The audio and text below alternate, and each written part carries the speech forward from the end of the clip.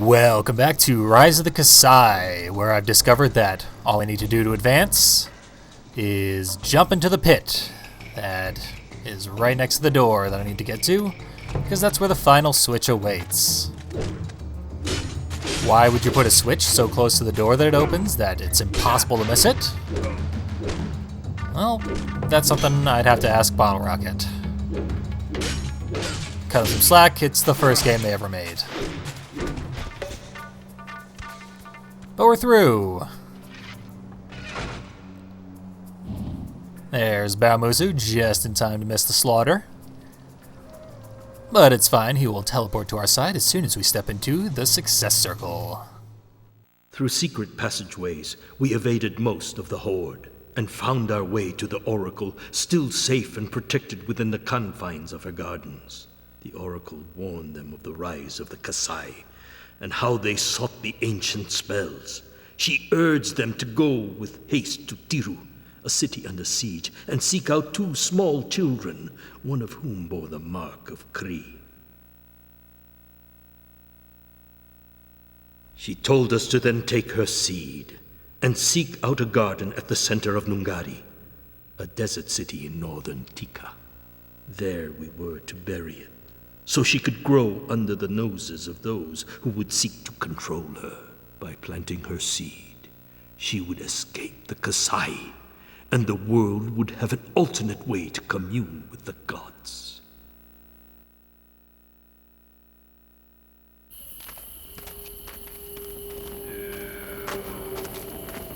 Grizz and Baomusu, so we meet again. This time, though, you will... Oh, you got me. You got me. Baomusu, you're fast.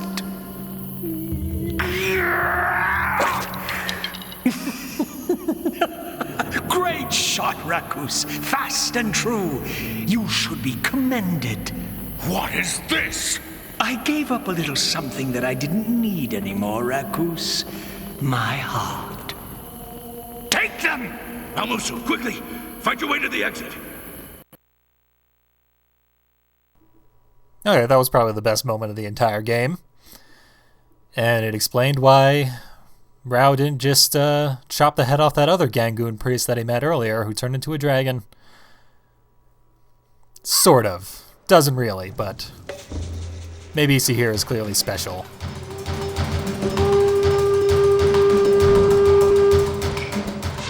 So, it teleported us right to the center of Vaitaku, which formerly took a good 20-25 minutes to get to. Now we're just here, and in quite a bit of peril, because we didn't clear out any of the enemies along the way during our teleportation trip.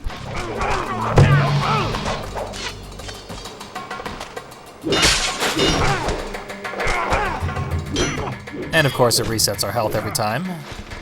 So far we've only faced swordsmen who do pitiful damage, although the archers can rack up some serious hits pretty quickly.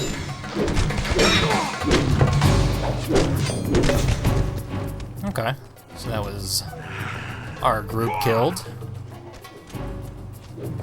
Meet up with Baomusu and help him out with his. So I was clearly expecting this to be a much longer level than it turned out to be.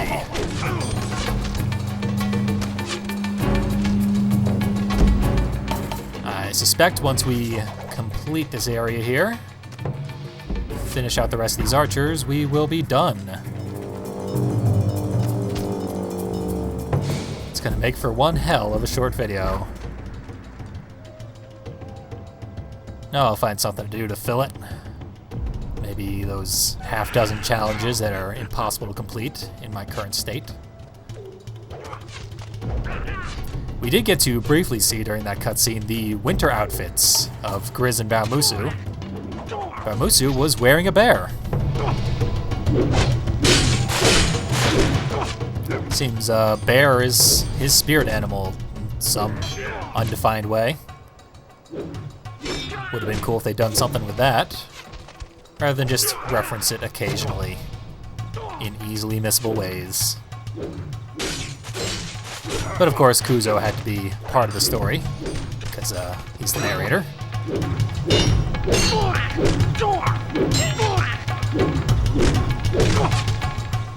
That was one tough SOB.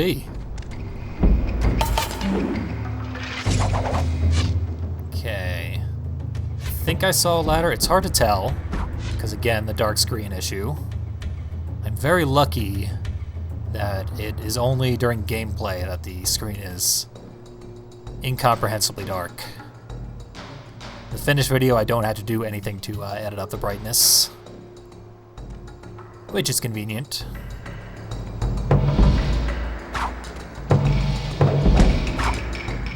Grizz only wants to target this guy's feet.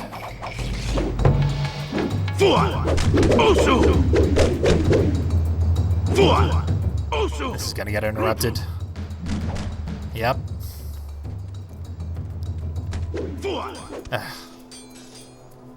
Lame. I was about to do the move that when Tati does it, she gets grappled from behind by the enemy and then breaks free and chops his arms off.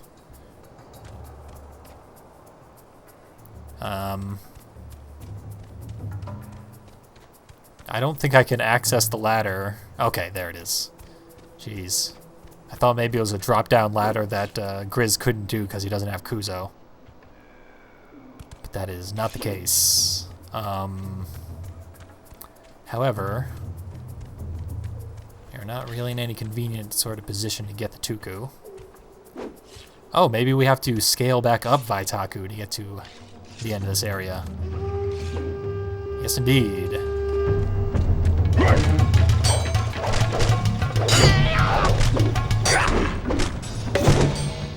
Okay, so we're playing through this outro in reverse. That's kind of neat. Doesn't make even the slightest bit of sense because we started at the top.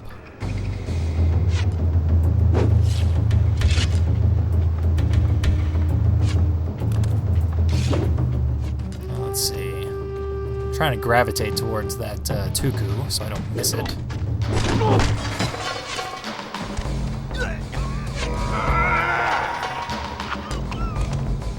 This area has always been kind of a puzzle to navigate. One of its strongest features, honestly. Okay.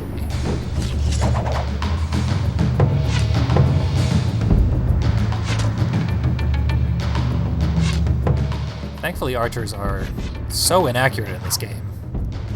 First game, we'd definitely be dead.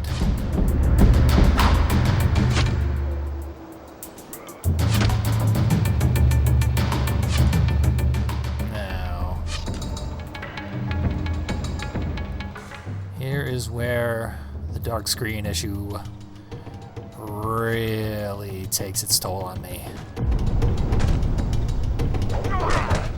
Because as far as I can see, there's no way to escape this ledge that I'm on.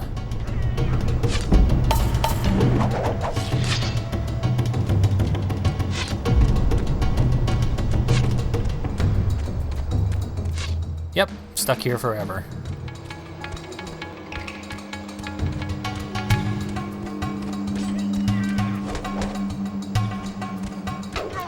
Grizz is having all the fun upstairs.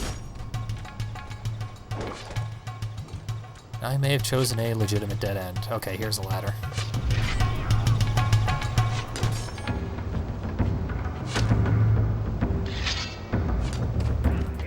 Yep, my calculations were correct. Leads to the all-important Taku.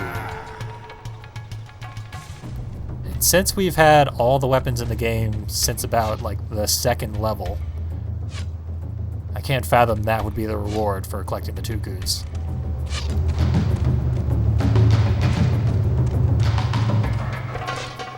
Anyway, repeat the process, get back up to Bamusu. Alright, he's heading off that way.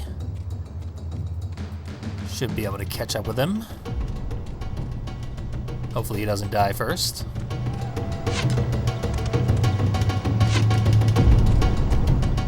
Climbed up a ladder over here. Ha! Found it blind. Not bad.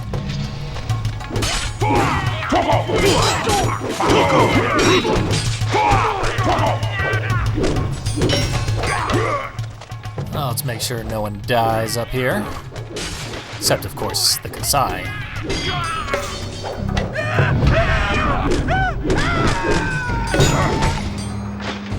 Good times.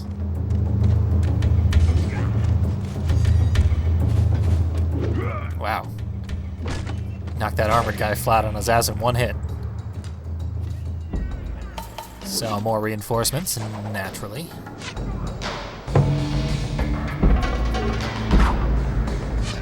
Nice.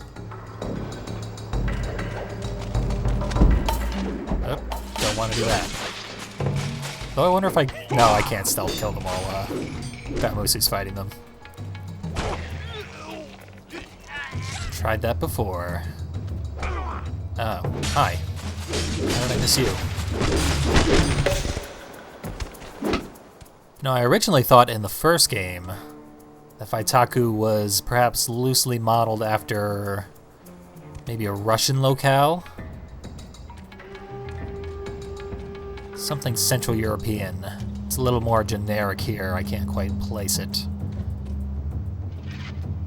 And I may have been wrong in the first place. Such a mishmash of cultures that it's always hard to tell.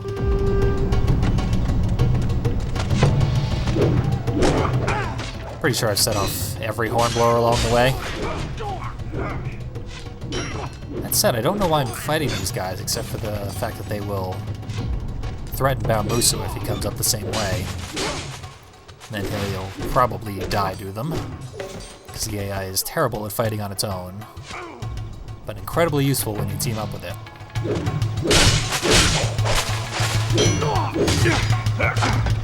There's barely any wood there at all. Chris's backswing is completely useless. Good to know.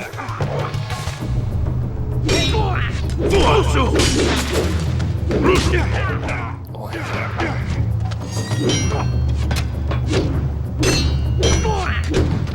Baomusu is not gonna budge, it looks like.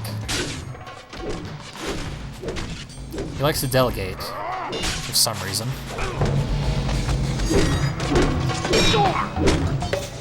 Yeah, just in time.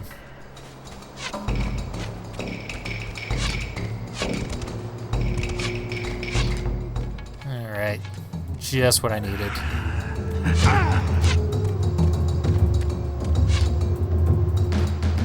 Unfortunately, the archers being able to hit me does not mean that I can hit them.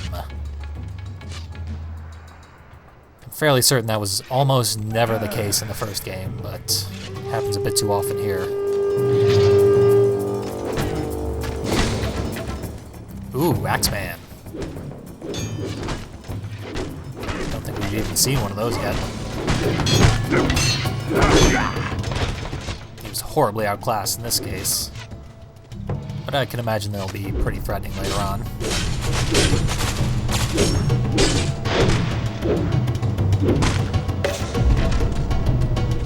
Okay. Again, Baomusu just trying to make a pincushion out of himself.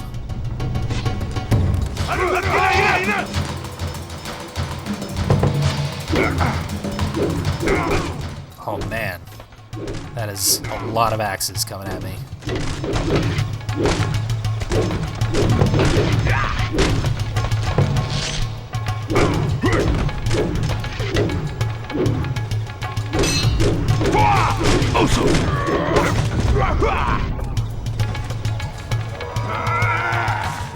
Grizz's attacks with the bus Dakin we're using are so very slow that he often interrupts himself.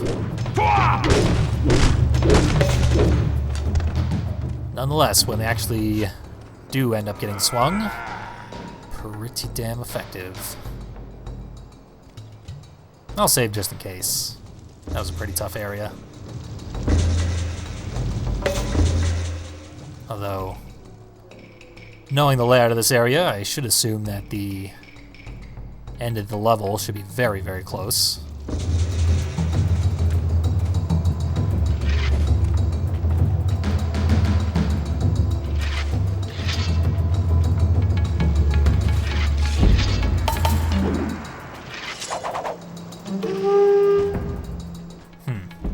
We'll see if that worked. Nope.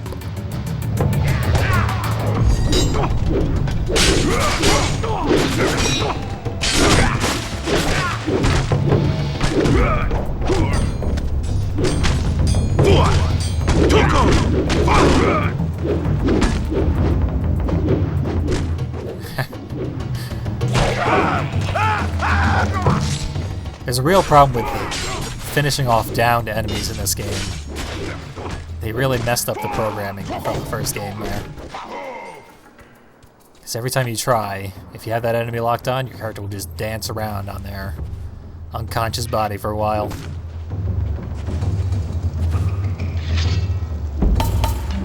Get a little ahead about Musu, because he's not smart when it comes to hornblowers.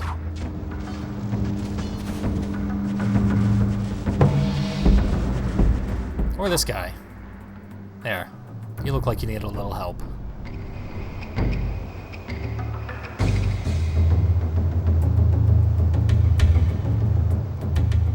I'm left with a little less than usual to say about this level because we've seen it before. These flashback levels are really cool, but again, reused assets. Yep, that guy's armored. Why are you in stealth mode, Grizz?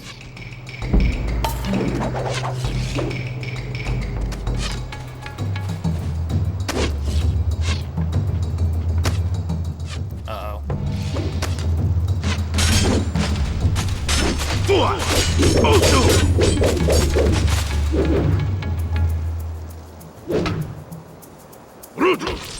Oh, nice. There we go. That was the one that I mentioned is the one where Tati gets kidnapped when she does it. Grizz's is much cooler.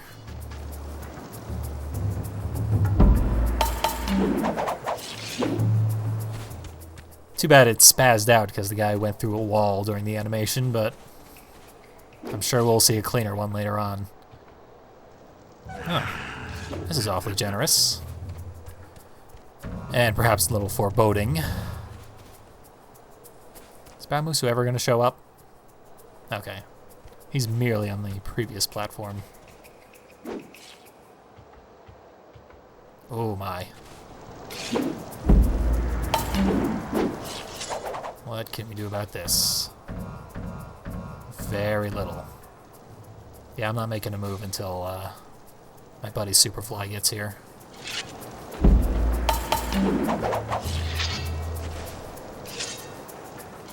Yeah, put away this sword. That's a little better, but I don't know if it's an actual property that they programmed in or if it just seems that way, but it definitely feels like blunt weapons do a lot more damage to armored enemies than they would otherwise.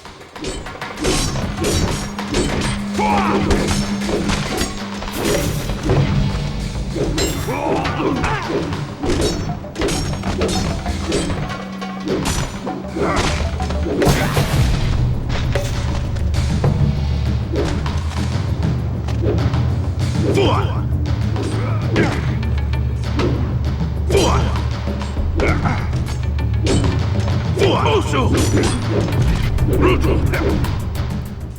that's never gonna hit.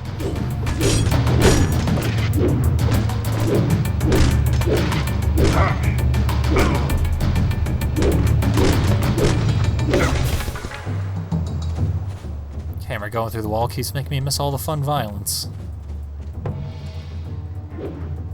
Mexican standoff. Happy to break it up. They really took advantage of him there. Haha.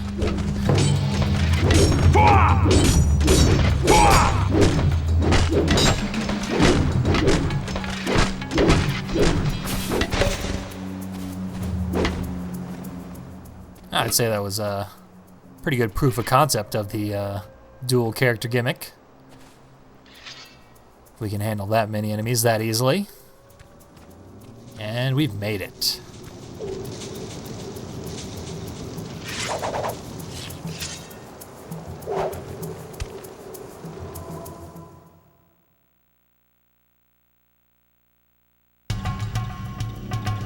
We escaped into the fortress's catacombs and quickly lost the pursuing Kasai. Maybe he was in command of the Kasai force that he had led to Vaitaku. Caught off guard, betrayed by one of their own, the Rakus had been all but wiped out. Now, Grizz and Baumusu had been sent on their most important mission: rescue the child that bore the mark of Kree and plant the Oracle's seed so mankind could still commune with the gods. Reluctantly, we left Vaitaku, home of the Rakus, to Mei Bisi and the Kasai.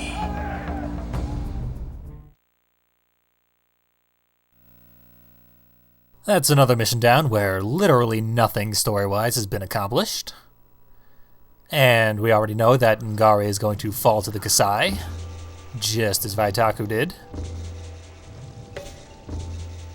Nonetheless, very fun revisitation of one of my favorite levels in all of video gamedom. On a pretty good streak, I gotta say, this game. And we'll have to check out the challenges and move on to this next area in the next video. If the challenges end up being interesting enough, I will attach them to the end of this very video you're watching now. And it turns out they are pretty interesting, this first one here being my favorite.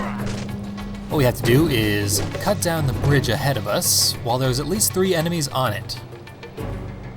At a certain point during this fight, the AI control partner will simply run away from the fight, cross the bridge.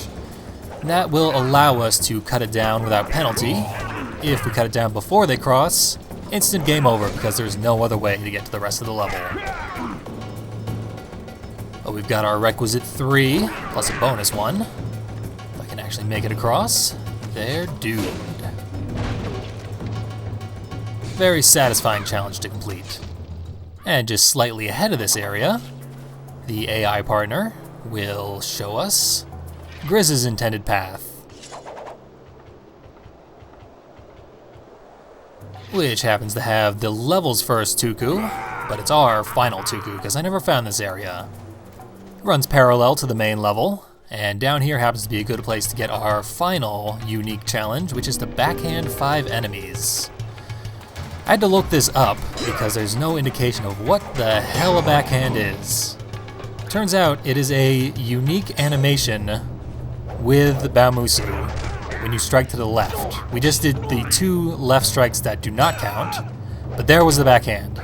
Did you catch it? Probably not. So here's a much better look. It takes quite a while to set up, but once I get around this guy, backhand. And I had to do that 5 times with no feedback whatsoever or any indication of what I was supposed to do in the first place. Basically, it was like the Vaitaku challenges from the original game, but much less forgiving. And I should also mention that it's even harder to set up these specific animations when there's the AI partner running around, so I had to lose him for a while.